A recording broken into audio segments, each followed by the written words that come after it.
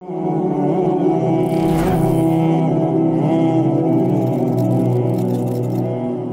اللہ الرحمن الرحیم۔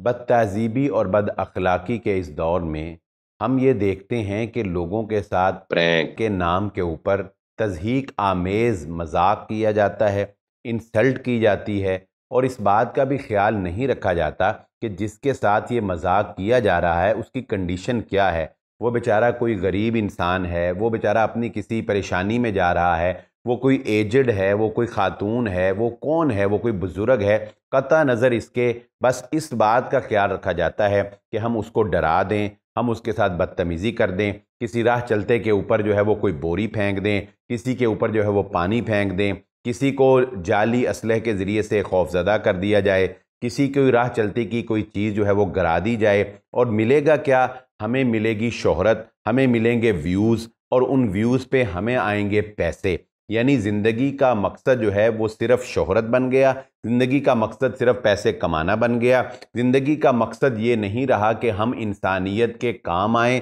ہم اللہ اور اس کے رسول صلی اللہ علیہ وآلہ وسلم کی تعلیمات کے مطابق زندگی گزاریں۔ چنانچہ اس کے لیے ہمیں کچھ بھی کرنا پڑے، یعنی دولت شہرت کے لیے ہمیں کچھ بھی کرنا پڑے، ہم کرنے کے لیے تیار ہیں۔ پرینک کے نام کے اوپر جو لوگ دوسروں کی تضحیک اور تذلیل کرتے ہیں وہ اس واقعے کو ذرا غور سے سن لیں۔ رسول اللہ صلی اللہ علیہ وآلہ وسلم حبشہ سے ہجرت کر کے واپس آنے والے صحابہ کے درمیان تشریف فرما تھے۔ رسول اللہ صلی اللہ علیہ وآلہ وسلم نے ان سے پوچھا کہ ہمیں کوئی ایسا وہاں کا واقعہ سناؤ جو تم نے دیکھا ہو اور جس واقعے نے تمہیں حیران اور پریشان کر دیا ہو۔ تو ان میں سے ایک نوجوان کہتا ہے، جی اللہ کے نبی صلی اللہ علیہ وسلم، ایک واقعہ وہاں ایسا پیش آیا کہ جس نے ہمیں ہلا کر رکھ دیا، اور وہ واقعہ یہ تھا کہ ایک بڑھیا اپنے سر کے اوپر اپنی ایک گٹھری لیے جا رہی تھی، ایک نوجوان جو ہے وہ دوڑتا ہوا آیا، اس نے اس بڑھیا کے سر پر رکھی ہوئی گٹھری کو ہاتھ مار کر گرا دیا،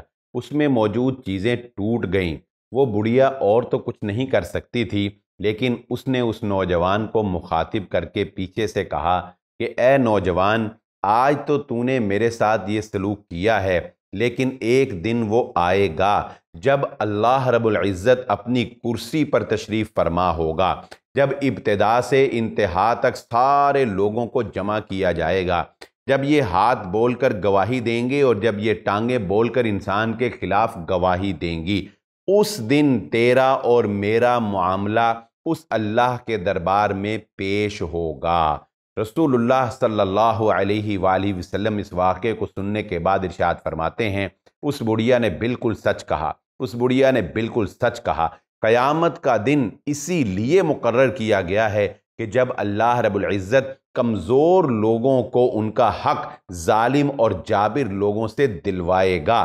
کسی کے اوپر زیادتی، کسی کے اوپر ظلم کرنے سے پہلے، کسی کے ساتھ ایسا پرینک کرنے سے پہلے یہ ضرور سوچ لیجئے گا کہ ایک دن کرسی ضرور لگے گی، اور ایک دن رب العالمین تمہاری ان زیادتیوں کا اور تمہاری ان پرینک کا بدلہ ضرور مظلوم لوگوں کو دلا کر رہے گا۔